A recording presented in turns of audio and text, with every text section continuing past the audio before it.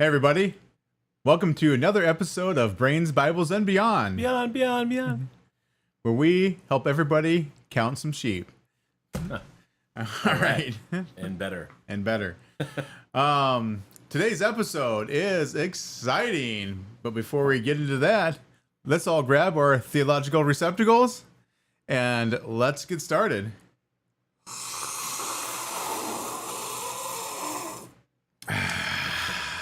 So on today's episode, we're going to start with our Stump the Theologian segment. Yikes. And then we're going to dig right in to Jesus and the Sabbath. Okay. Right? Yeah. Okay. So on today's question, why does reading all the little details in the Old Testament matter? Books like Numbers and Deuteronomy, things like that. Okay. The same reason it would matter for any other book really is the same. The idea of something being boring, like Leviticus or something, like just not much there, or these genealogies. What it comes down to is our level of understanding of those things. So once we have an understanding of what is there and what's being taught and the big picture kind of stuff, then it helps us to appreciate it a lot more. So you got to spend some time that seems boring. You know, there's parts of study that's not glamorous. Does not seem like it applies to our life. Yeah, because you don't understand the connection yet, you know?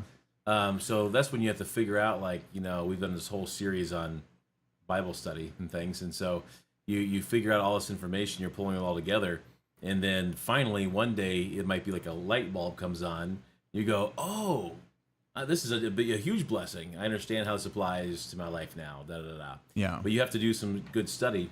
When it all fits together. So, Yeah. well, you brought up like genealogies. Reading through genealogies, it can be boring, right? Especially if you don't know what the point If is. you don't know what the point is, for sure. Yeah. But the genealogies are important, right? Because we literally have the genealogies from Adam to Jesus. Yeah, genealogies were huge in that. That's a big culture. deal. Yeah. And it shows kind of a pedigree, right to the throne of David. It's a big deal. From Joseph and Mary, both Yes, from both. David. Yep. But yeah, when you're just reading them, yeah, it's not an exciting read. It's not pretend like it is, but it does have its value. But the more you understand it, the higher value it is, and the less you think about it being, a waste of time or boring. Yeah. But I get it. I understand. I've been there. No, it's a legitimate question. I would say everybody's favorite book is the one they've read most recently or read the most or studied the most, whatever. And generally it's true. Well, and we all have things that we relate to more than others, just by nature. So, sure. And those are more fun to read. Yeah.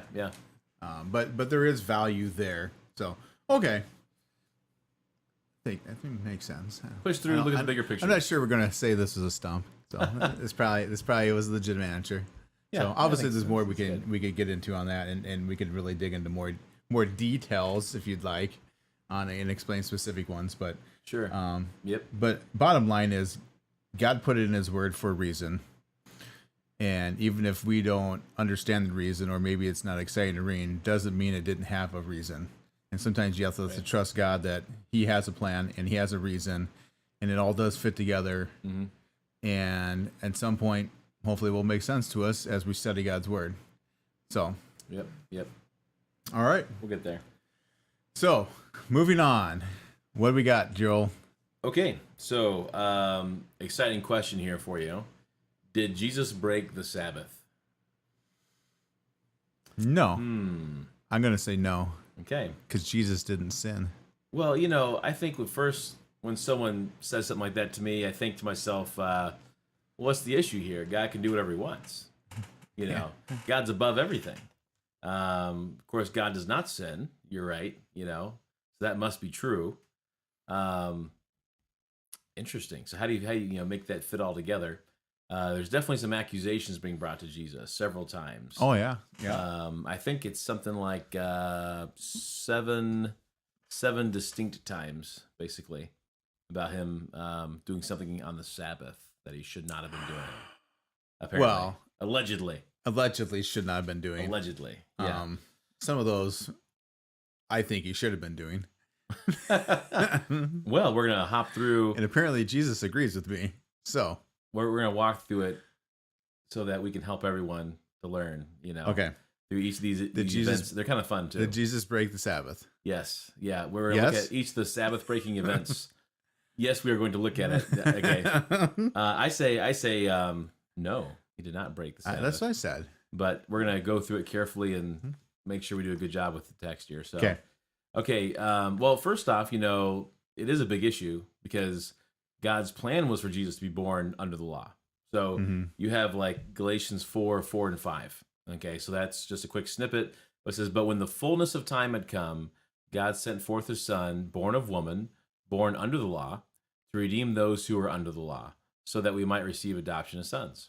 So it's actually super important that he is submissive and in obedience to the law. Yeah, because otherwise he would not actually be fit to redeem us. Now, he knew what the law said, though, because he wrote it, so that helps. Intimately involved. Yes. So so we have to figure out, okay, so this is a little piece of the puzzle, right? So he has following the law correctly. Yeah, so he need to be sinless. John 1:29, John the Baptist says, behold, the Lamb of God takes away the sin of the world, right? And so they all knew that he was this final sacrifice. He needed to be the proper sacrifice. And the sacrifice had to be spotless. Yes, you don't want to just dismiss the question like, it doesn't really matter. It's like, well, we fundamentally believe that he couldn't have sinned and things, but let's analyze the text and see what it says for itself, and what's being taught here. So there's a few texts to analyze. So I'll give you a little extra than what we're actually going to go through in this episode. So you can look up some stuff yourself.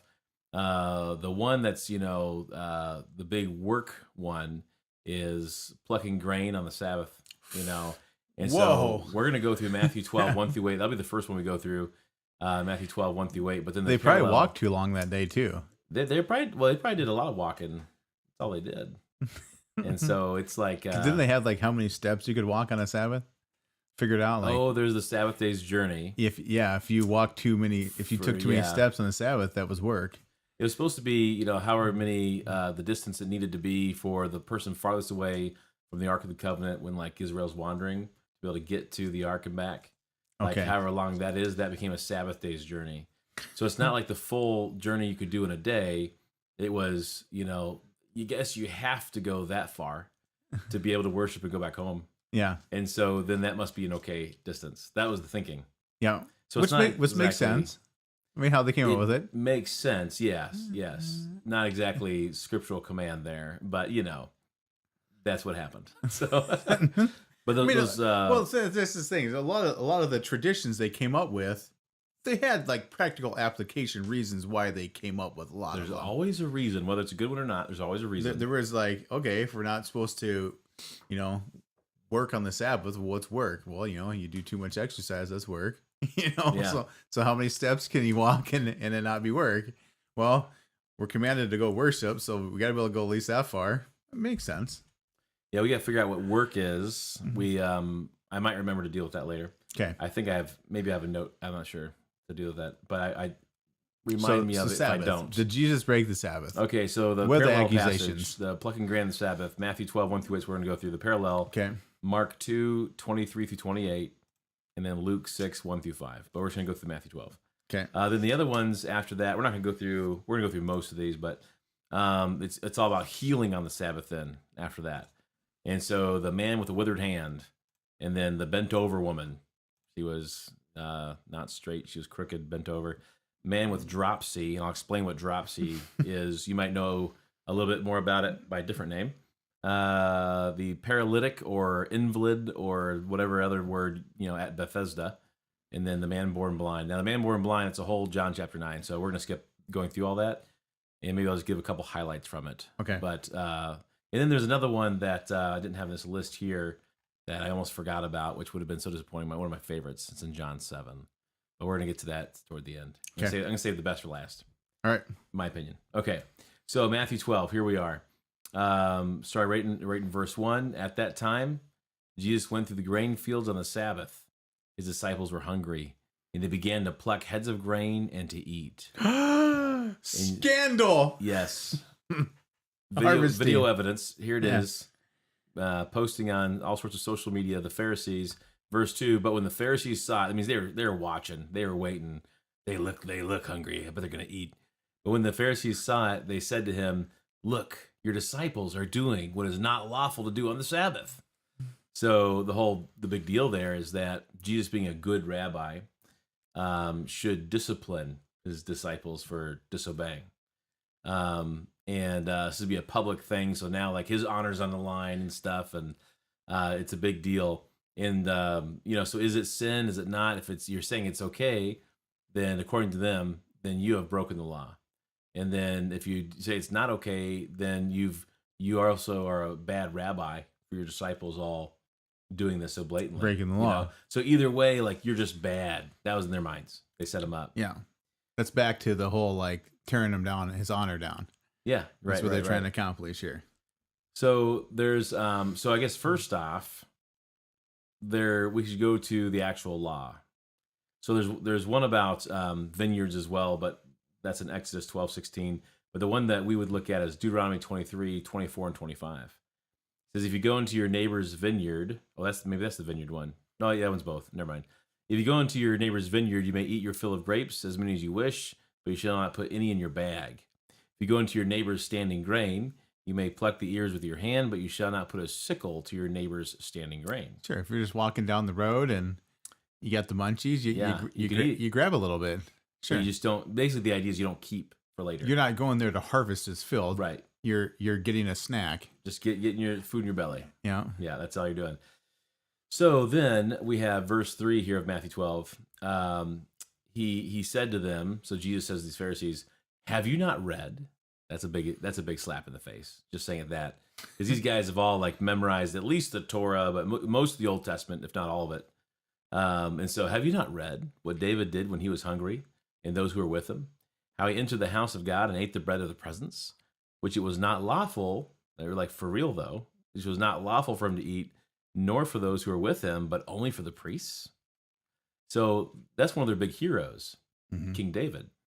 So the idea is that if they were to condemn Jesus' disciples, they'd first have to condemn David for this, because David did something worse. He actually went against Scripture. Or the priest did, whatever you want to say. Well, right? He knew better too. They were all accomplices. They're all guilty. But the fact is, you have the letter and the spirit, right? I have the law too. Yeah. Well, the Sabbath was made for man, not man for the Sabbath, right?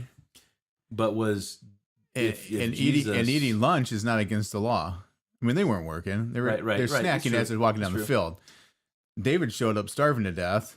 What's right for the priest? That nope, I'm going to stick to the letter of law and let these men die, or am I going to help my fellow man? Well, that might be a false dilemma.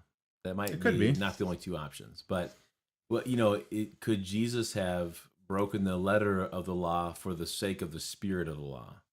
What would you say to that? I'd say Jesus do whatever he wanted. He wrote the law. Well, he can't break it. He didn't break it. But I'm asking the question: do you think that he could have broken the letter of the law and still kept the spirit of the law? I think the letter law actually reflects the spirit of the law, but they were misinterpreting it. Right. So, like, if it is the law, then it can't be broken no matter what. Yeah. So clearly that wasn't the law. So David's sinful. David's sinful, though. I'm calling him out. Jesus did. I disagree. Hey, Jesus said, let's see, he says in verse 3, have you not read what David did when he was hungry and those with him, how he ate the bread of the presence, which it was not lawful for him to eat? Yeah. He said that. So it's true. So David and them those are sinners in that moment. Taking a hard stance here. But sanctity of life is more important than not eating bread. Sometimes there's priorities. Obedience to God, if it is obedience to God, would be higher than my own comfort, my own life. But the priest gave him the bread. David didn't take it. He asked for food. He knew. Yeah, he asked for food, and they gave him some. By the way, for everyone that's interested, 1 Samuel 21 would be this narrative with David. So you read a verse of the law about taking food out of someone's garden as you walk down the road. Yeah. But what does the laws on the Sabbath, how do those apply to this? That is it. That's for the Sabbath. That was describing the Deuteronomy Sabbath. 23, 24, and 25. That's for the So Sabbath it literally rules. says you can eat as you're walking down someone's field. Yes, exactly. So why are they even saying anything at all? Well, that's my point. Is he did not break the letter of the law. That was never the letter so of the these law. guys are just making up a lie. Correct. Okay.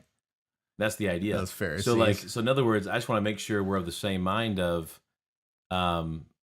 breaking the law is sin, but the real law, God's law, So they made up their own, they added to it, and they made it equal to Scripture.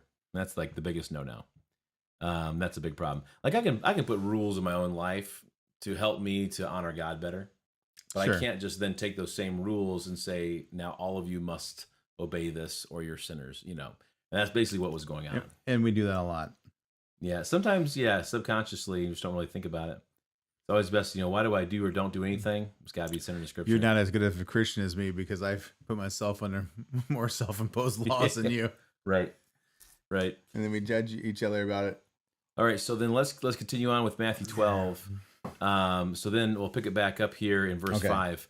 It says, or have you not read in the law? So once again, smack. How on the Sabbath the priests in the temple profane the Sabbath and are guiltless. Okay, which is really interesting. So then what is he talking about?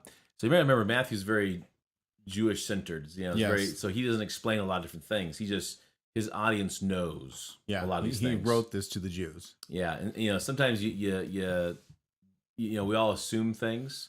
We don't realize we're assuming all the time. So it's one of those deals here where you have to. That's why you study. It's always good because you might find some detail that's helpful somewhere. But the there was no chairs for the priests ever.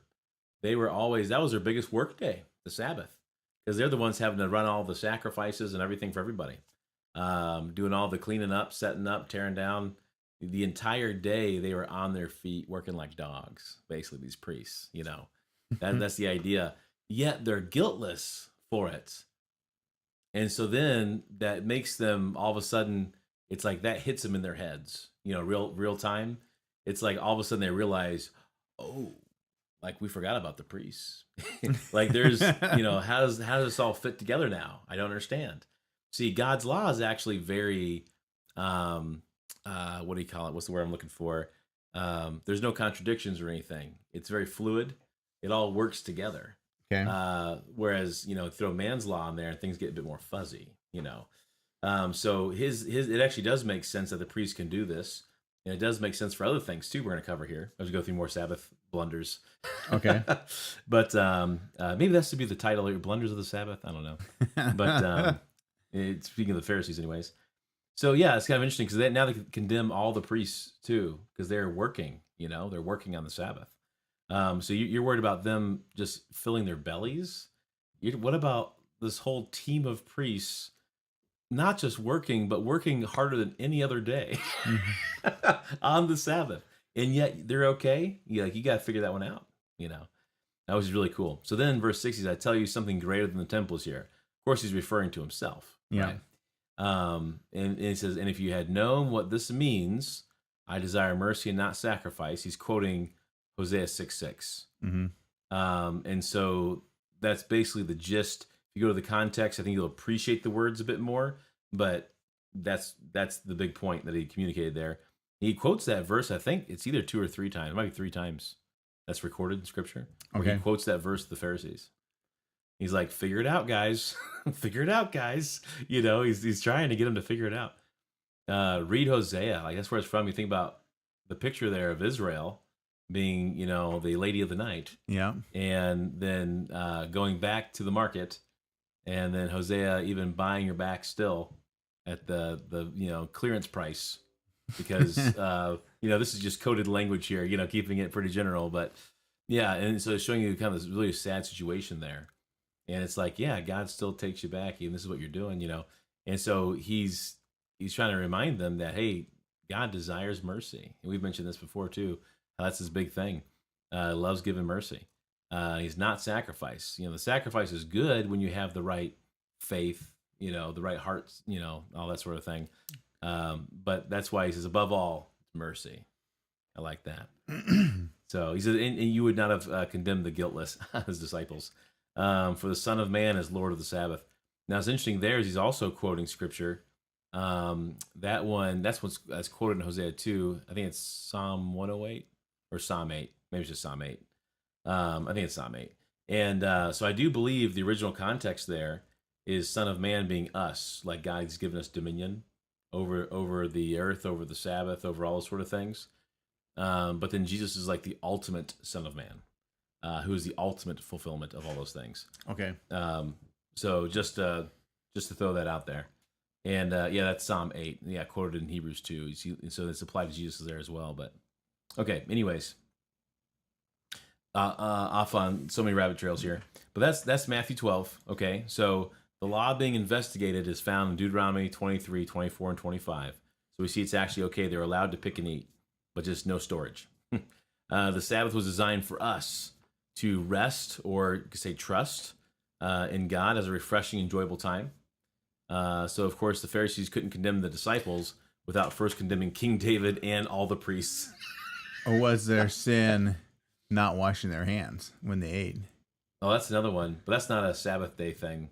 That was just in general. And so okay. I almost threw that in here, but I was like, well, let's stick to the topic. But I was actually looking at that one already too. Okay, all right. Yeah, so we'll have to. That'll be another thing. More, Pharisaical fallacies. Well, yeah, let's patent that right now. Okay, so then Matthew 12 continuing, 9 through 14 is the second one. This is the withered hand man. Oh man, he healed on the Sabbath. Yep. Well, what a scoundrel. Now it's all the healing offenses. Because that's work, right? Because healing was work. Yeah, that's what they're trying to say. That's what they're trying to say anyways. But let's see if it's actually okay even as work. Okay, so Matthew 12:9. That was a good cliffhanger, how was it? Okay. He went on from there and entered their synagogue.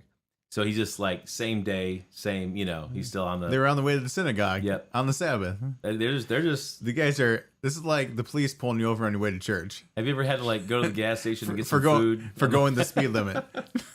Yeah. Okay. So it says in verse 10, and a man was there with a withered hand. And they asked him, is it lawful to heal on the Sabbath? So they might accuse him. So they do this over and over again, you'll notice, where they kind of plant... So they suppose these guys just went with them on the way to the synagogue, and they get there and like, oh, hey, there's a guy with a withered hand. Is it okay to heal him? Yeah, they're like right in front of them. Wait till you get there. Okay, and now ask the question. Is it lawful to heal on the Sabbath? And yeah, so it's like, obviously, this is a trap. Like they are in their that's minds. their intent, yeah. In their minds are setting up a trap. But it will spring on them. So they might accuse him. So verse 11, he said to them, which one of you who has a sheep, if it falls into a pit on the Sabbath, will not take hold of it and lift it out? Of how much more value is a man than a sheep, so it is lawful to do good on the Sabbath. That's a really interesting idea there. And so, I'll finish the passage, and then I'll come back to that sort of thing. It says, then he said to the man, stretch out your hand. And the man stretched it out, and it was restored, healthy like the other. But the Pharisees went out and conspired against him how to destroy him. So, they're like, these guys are just missing the point, right? Like, again. they're just missing the point. Yeah. Well, that's what I've said this before, but the word hypocrite, the idea of, went below the radar, it's under your judgment, the two words under and judgment put together. And so it's like, you missed the point. That was the whole idea. So that's when he's yelling at them as hypocrites. Like, you've read all the Bible, basically. You've devoted your life to religious things with the one true God, but you missed the whole point of everything. So this is back to the from our Bible study series, the practical theology. Yeah. They got the knowledge, but they don't know how to apply it to their lives. Right. So sad. I know about God, kind of, but I've missed the point. Yeah, that happens all the time. All the time. And these guys, they missed it. They get so caught up on all these do's and all these don'ts, and you forget to be good to people. Yeah, so that's actually one of the biggest points with this I wanted to bring out. First off, there is allowance in the law to help animals in distress. Mm-hmm. So distress means they need to eat or drink. Yeah, Okay, you're still supposed to feed your livestock. or they're in the ditch. In fact, kind of thing. wasn't the sin? It's a sin not to take care of your animals. Right. Yeah. Right. You're supposed to. Yeah. Yep. So you're supposed to take care of them, and so it was natural. You're supposed to do it even on the Sabbath. Because the whole point is you promote life. Mm-hmm. You promote life. That's the idea. And And then- so here, And it's he just asked a simple question: aren't people more important than animals? yeah. You- Well, and the thing's like you would save a sheep. Yeah. So the idea is like, well, then obviously save a person. That's Yeah, like, come right. on. And so, yeah, the sheep that falls into a pit. The difference is why did they save the sheep? Because the sheep for them was money. That's currency back in those days. Sure. And so when they looked at that guy with the withered hand, for example, they saw no value. He was a drain on society. They saw more value in that one sheep than they do in this human being. And so that's where it's like we are to value life. We are to treasure it and take care of it, be responsible, things like that, help promote it, make it more, productive or whatever. But then always human life would be more. Whatever it is, human life is more. Yeah. Yeah, that's all. But so they missed the whole point of the value of life. Yeah. Completely. So where do they find in the law they're not supposed to heal anyone? Does it actually say in the law don't heal on the Sabbath? No, not at all. Or is it back to like don't do any work and seeing a doctor's work? Let's see. I got two passages here. Let me. I'll pop them up. I didn't have these guys out ahead of time. Exodus 23:4-5. That's the first thing. Then I got one in Deuteronomy. It says, if you meet your enemy's ox, even your enemy, if you meet your enemy's ox or his donkey going astray, you shall bring it back to him. If you see the donkey of one who hates you lying down under its burden, like distress, whatever, you shall refrain from leaving him with it. You shall rescue it with him. That's your enemy, your enemy's ox or sheep, and even. And then Deuteronomy 22 is the other part. And so that's on the Sabbath. You shall not see your brother's ox or his sheep. This is Deuteronomy 22.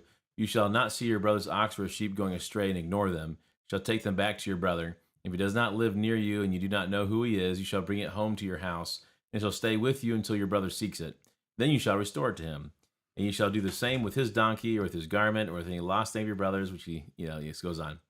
And so the idea is you help them, you lift them up, whatever it is. And so is it just one of those things that I assume that if the law says you can help your animals if they're in distress on the Sabbath, Yeah. then obviously you can help people. Yes, and that's the application that Jesus brings. Yeah. So we actually see him doing good Bible study where he brings out the proper application because he had the right interpretation. So he was exposed to the Word of God, understood it, lived it out, applied it, shared it, the whole deal. So anyways, yeah, so that's the big one. So that it does allow for that. And so you notice he says, let's see, is this one? Maybe I'm getting, I looked at so many of these, I think I'm going to get a little bit confused. No, verse 12. So it is lawful to do good on the Sabbath. A reminder that love, grace, mercy, goodness, those don't take a day off. Those are good. Love God and love your neighbor, like that doesn't have a day off. No, it's a Sabbath. I'm taking today off. It's kind of interesting how it works, They kind of just apply what they want and do a little It's bits back and to match. just missing the point. Like they completely missed the point. Like literally completely. I think they did this whiffed. They focus so much on what you can't do, even to the point of adding things, that they totally didn't even think about what you can do and what you should do. And that's a whole other thing about what you do on a Sabbath, which is actually a pretty enjoyable deal. Which is apparently do good things. Yeah, good. We know that's on the list. Do good things. And eat. Man. It's amazing. The Pharisees were so twisted here that they tried to get Jesus to sin. They thought this was a gotcha question. And he's just like, But where what are you guys talking about, man? If you're in some kind of religious ministry type leadership and you get to a point where you're trying to set someone up to sin publicly, you probably missed something. you're missing. Take a couple steps back. Yeah, you're. Yeah. Well, they're clearly missing things. Okay. Yeah, definitely. All right. So what's the next one? Is it lawful? Okay. So then the next one's in Luke 13. Yeah. All right, go ahead. Sorry. What did you want to say? No. I'm sure I'll have more opportunities. Okay. So Luke 13, the whole thing's 10 through 17. Now that we've kind of set the foundation, this can go a little faster. So now he was teaching in one of the synagogues on the Sabbath. That's Luke 13:10. And behold, there was a woman who had a disabling spirit for 18 years. She was bent over and could not fully straighten herself. When Jesus saw her, he called her over and said to her, "Woman, you are freed from your disability." And he laid his hands on her, and immediately she was made straight, and she glorified God. But the ruler of the synagogue, indignant, angry, right? Indignant because answered with Jesus indignation. had healed on the Sabbath, said to the people, just Scandal. like announces, yells out to the crowd, "There are 6 days in which work ought to be done. Come on those days and be healed, and not on the Sabbath day." Oh my goodness. So verse 15. Then the Lord answered him, "You hypocrites." We talked about that. Missed the point. "Does not each of you on the Sabbath untie his ox or his donkey from the manger and lead it away to water it? And not this woman, a daughter of Abraham," one of the Jews, Yeah. "whom Satan bound for 18 years. So apparently there was a demonic oppression there. Be loosed from this bond on the She had a Sabbath day?" crippling spirit. Yeah. Yeah. It's interesting because it's like, the Sabbath is for rest. Why can't she rest? Why is that not important? She has literally a crippling spirit. It's like everyone just stand back and let me have my rest day. She ain't had much rest Yeah, not good. for 18 years. She ain't like- had any rest. You'll untie that big dumb ox to get a little water, but you're not willing to untie her from this spiritual bond of oppression to have rest. I love how he just states the obvious. Yes, just that's all he's doing. You're right. Yeah, it's just like, Yeah. dude, you guys missed it again. You untie your ox. I'm untying a person. What has more value before God? Right. And I love how you relate to him. The daughter of Abraham.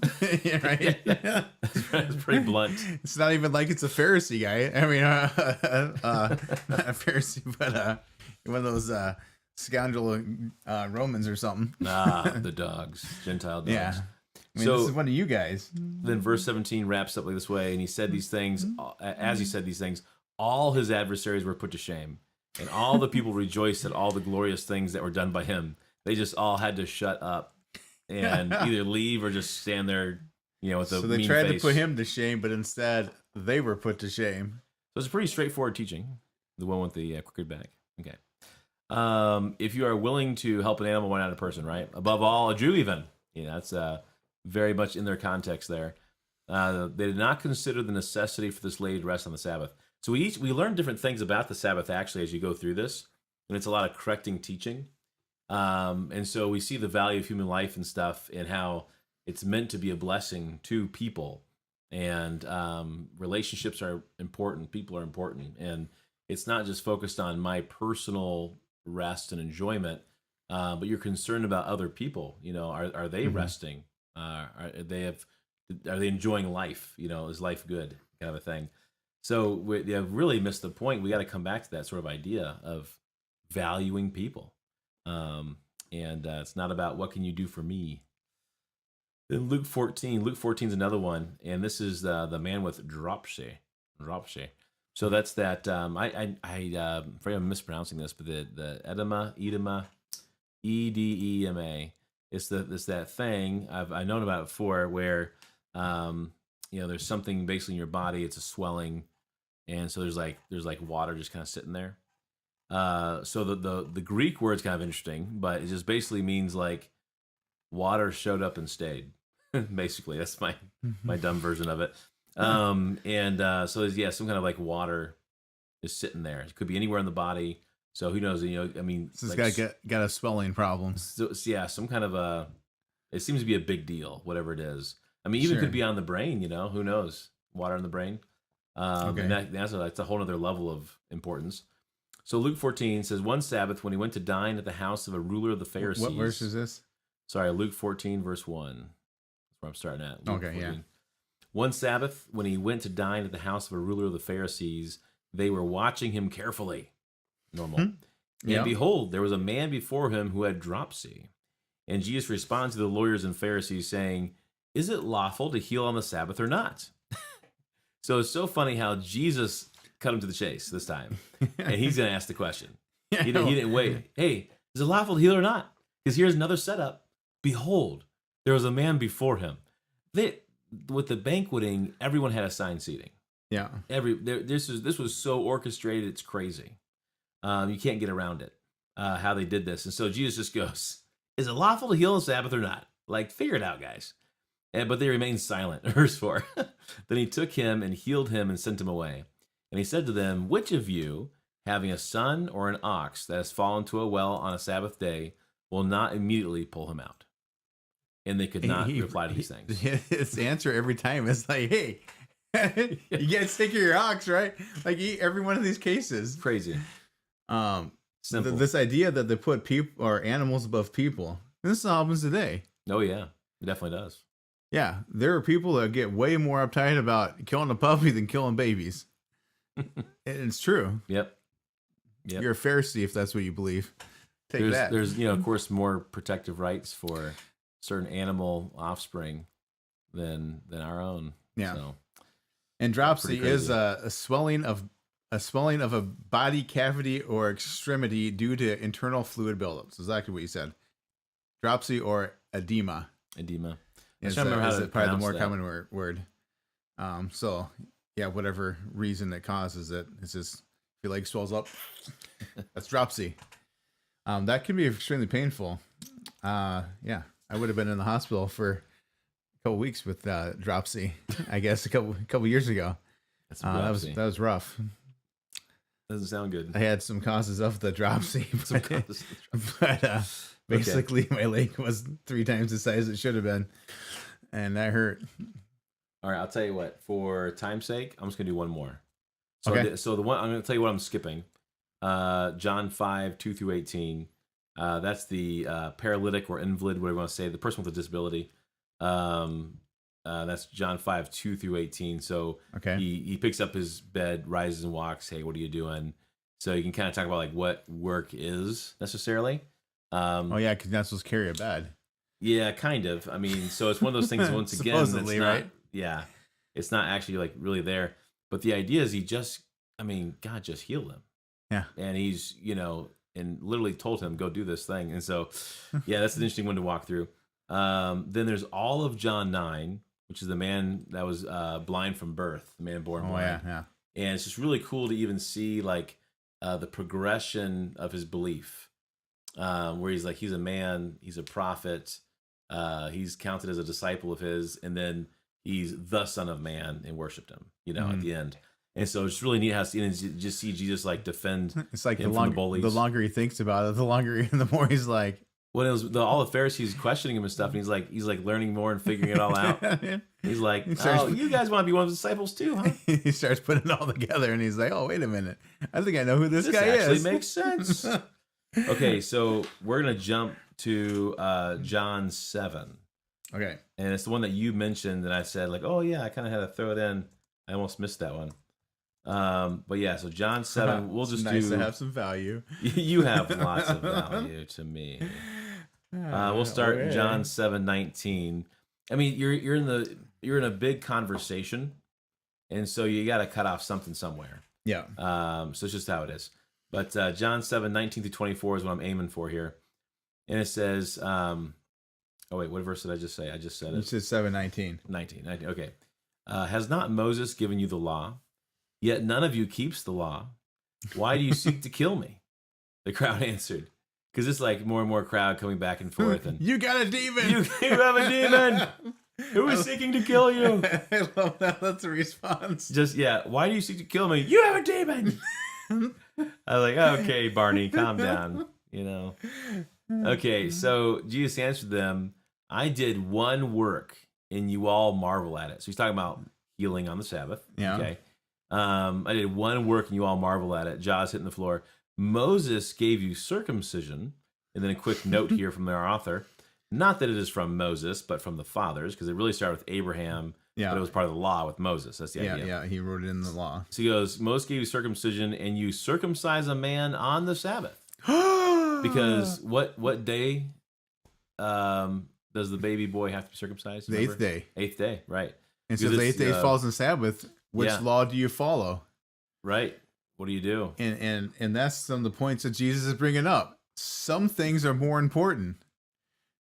And so There's just no contradiction. It's back to the letter versus the spirit. You know, sometimes you have to make judgment calls and err on the side of doing what's right. Well, it never says don't circumcise on the Sabbath. You know what I mean? No. Like, it's just one of those things where... But don't do any work and rest. You know, well, yeah. Okay, but here you go. You're breaking the Sabbath, guys. But with work, that really is more like career. Like, I'm doing this to Not for these guys. They thought eating and washing your hands and going for a walk and that's another healing thing. people are all work. Like, so he's just bringing out their hypocrisy and their double standard. Yeah, it's... He's just pointing it out. So he's just... Yeah, he's this is something that's always been okay. You know, it's never been wrong to do. Mm-hmm. But he's reminding them that they do it. Because here's the big part, though. This is the big part. Okay, the thing that's not said there. It says, if... verse 23...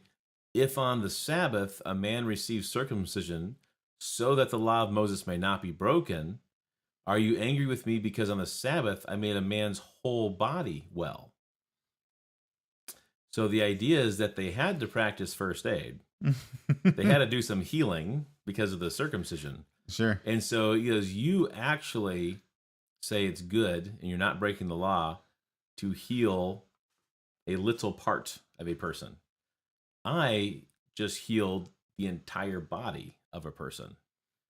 And you think that I committed the greater offense? Like, does it make sense? Or you could just say, yeah, you did a medical procedure, so did I. Yeah, being the great physician. Yeah. And then, however you want to describe this, but yeah.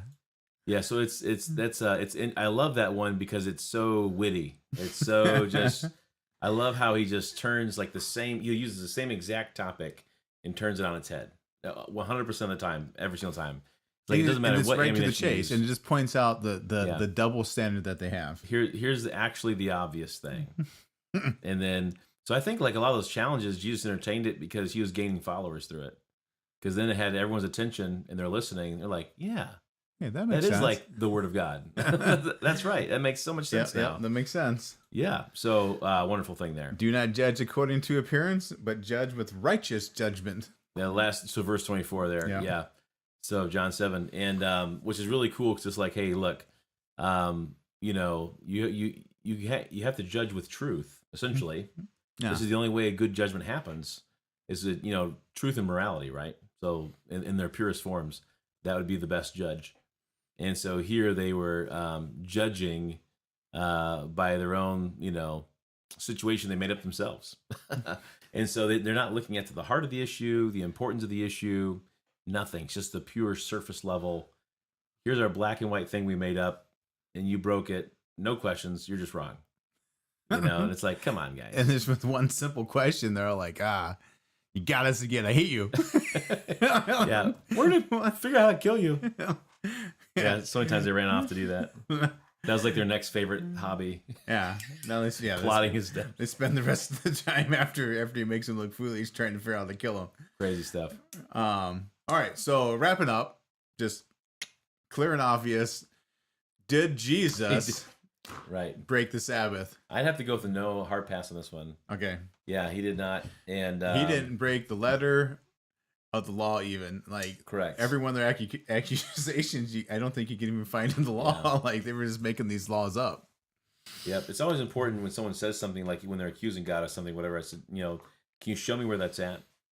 And, sure. And at least half the time, that stops it right there. They can't. Or they show me something, so then we start to study that passage, you know, to see what it is in its full context. And so that usually solves about anything there is. Right, those two things. And then it is lawful to do good. It actually is. So, you know, it is good to do good things. Oh, yeah, I was going to say what you people can do. have more value than animals. Absolutely. Yeah, what were we going to say? One more thing? So, yeah, that's right, because, you know, no one ever talks about, like, what you can do on a Sabbath. Good. It's always you about... do good. Right, that's one of the things. So here's a little list I have. And you can eat grain as you walk down the road. Yeah, just don't store for the... Yeah. Now, this is all under the Mosaic Covenant kind of Sabbath. Sure. Okay, so there's more to it than that, but You are to build and enjoy relationships with God and other people.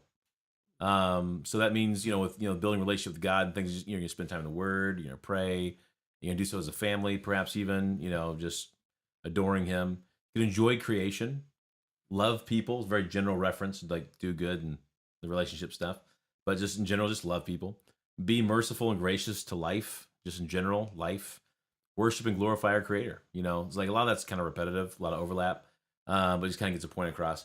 Those are it's a great time where God says, you know what? You can just trust in me. Just don't try to provide for yourself for one day. Yeah. And you'll watch. Have some rest. Yeah. Have some rest. Enjoy God. And you can do that on other days too. It's okay to enjoy God and have rest and be good. Yeah. Good to others. Have fellowship with others. You don't just have to do it on the Sabbath, which we don't even do like a Sabbath anymore. That's our Sunday now, right? Which that's a whole nother podcast. I just try to take a day of rest a week. That's my goal. But and that's good. Yeah, it's good to have some rest. So all right, we are wrapping up. But Jesus did not break the Sabbath. Fact. That is a fact. And if you think so, you should go read some more. All right. Thank you all for joining us. Don't forget to like and subscribe, and we'll see you next time. Bye-bye.